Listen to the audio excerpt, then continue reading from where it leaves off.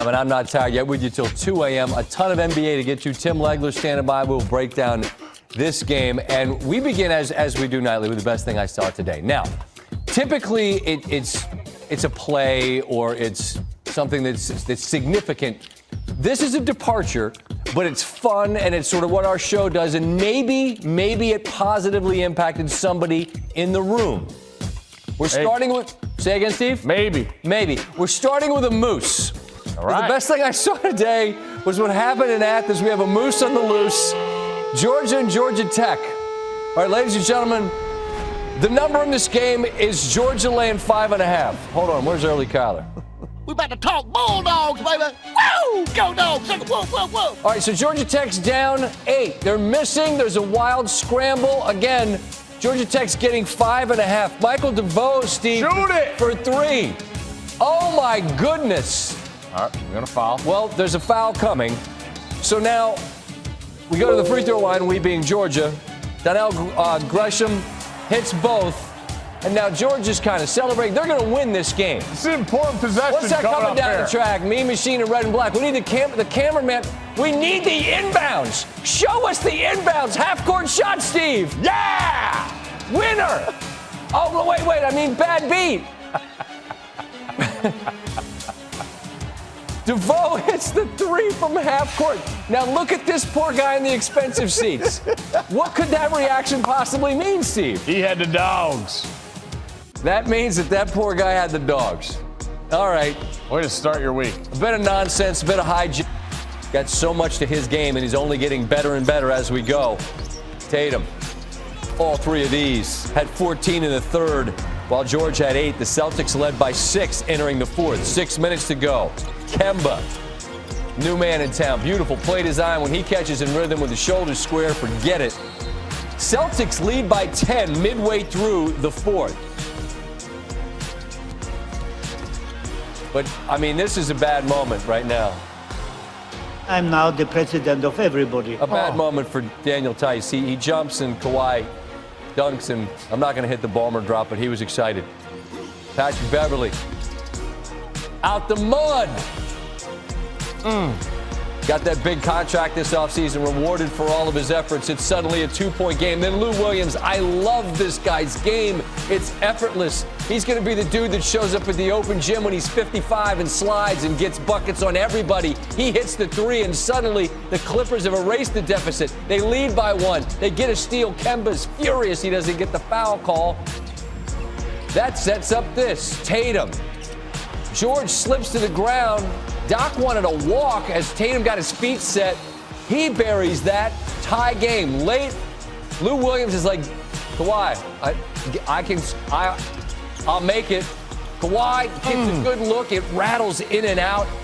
And we play on in Los Angeles. In overtime. High-level shot making continues. Off the miss, the make. And who was that got that rebound? Bev. Out the mud. Beverly. George. Sets it up. Beverly again. He's been off to a poor start from 3, but he buries a couple of huge ones here. Tatum. The defense, I mean, it's Kawhi. That's such a high degree of difficulty shot. You're going the wrong way. The defense here again, and I know that's something Tim Legler is just itching to talk about and will in just a moment. Doris Burke explained that Montrezl Harrell's really elevated his game here. That's the pass the big man has to make, and again it's Beverly. Corner 3. But as was the story throughout, Boston won't go away. Tatum gets lost. That's as easy a bucket as the Clippers are going to give up. They just fell asleep on the inbounds. Need to get a stop and try to get the ball back to try to tie it. This time it's Williams. And the great defense went both ways. Incredible play. It really is. Marcus Smart deny. The deflection's one thing, but now he's vertical and knocks it off of Kawhi's foot to give the Celtics a chance. But the Clippers had a foul to give, and off a miss, Beverly gave that foul, and it looked like Kemba's going to get a great look. But he did not, because the guy that's on the closeout is Kawhi. his wingspan, his hand size, and his basketball IQ combined to make that a blocked shot.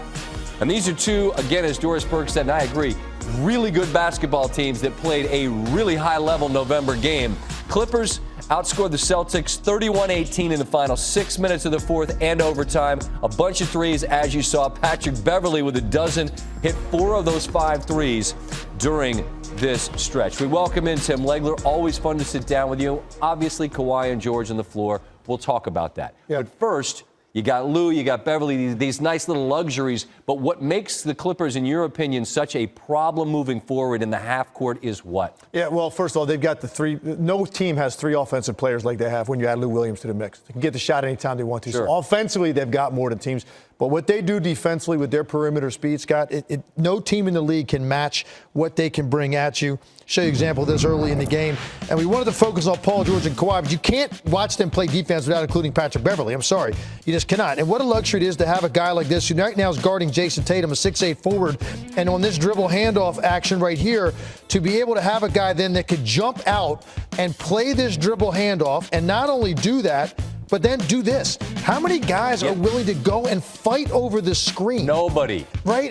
Everyone goes under. On a DHO, you usually go under that. You know Kemba's probably not going to pull that right there, so it'd be easy to go under. Instead, let me go over the top and chase, and look what it ends up leading to. Now, you get this pocket pass, balls on the floor. This is what great defensive teams do. Flood to the ball. 5 guys in the lane on the loose ball. Now, can you recover out to the three-point line? Because defense is all about help and recover. Look at this effort by Paul George. He actually closes out on the wrong side. The ball comes to the middle. He's beaten. Watch this recovery. One step, the effort to cut him off. This play's not over. Now, Kawhi's going to get in the mix here. We get actually dribble penetration. It looks like he's going to be beat to the rim. Kawhi is lurking in the back. What a luxury to have a 2-guard in the back line defense. Watch him come over, and as he does, the chain of events that it triggers. As he comes, he leaves his man in the corner. This ball is going to get passed out. One guy is going to be able to get there. Take a look at the closeout of Paul George to protect Kawhi Leonard on this.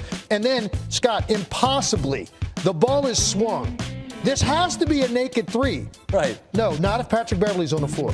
Look at the ground that Patrick Beverley covers. Now, look, he doesn't quite get there, but you don't think running by a shooter with that speed affects a dude? I used to take that shot, and I know that bothers you, especially when he runs to the right hand the way Patrick Beverley did. That's as good as it gets with help and recover with those 3 guys and what this team ultimately can be. That's one possession. It's exhausting to see. The Celtics were 1 of 15 with Kawhi, the primary defender, on the 3, and then he got that block late, as you saw.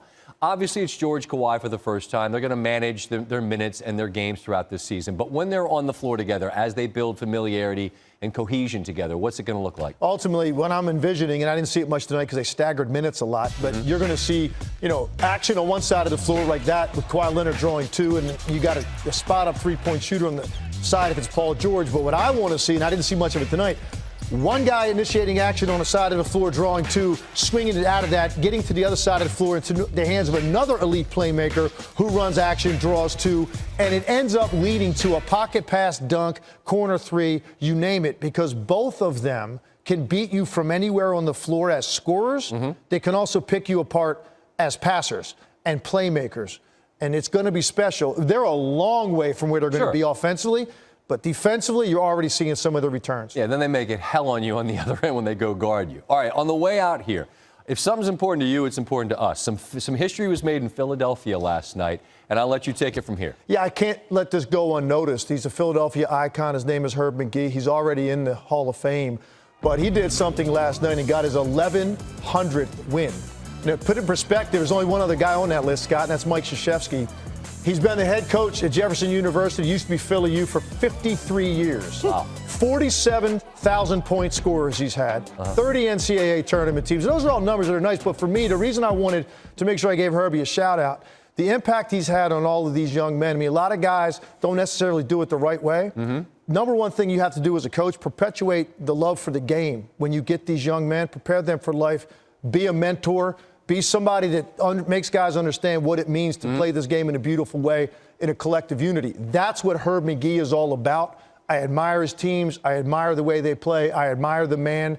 He's had a great impact on an awful lot of people. He is a Philadelphia legend, and he did something last night. When you get on a list with a guy like Mike Krzyzewski, and you're the only two at that table, you need to get a special shout-out. So congrats, Herb. I'm proud of you, and I consider him a friend and a great man. Well done. When you're at a high top, we got a table for two. It's K and you. That's well said. And we always talk about Big Thanks Five for the basketball. time, by the way. No, without Appreciate question, man. I love how much Philadelphia loves basketball, so obviously he's been a huge part of that. Well done. You got it. Thanks, guys. All right, we pivot back into the NBA. Rockets of Houston entering the night on an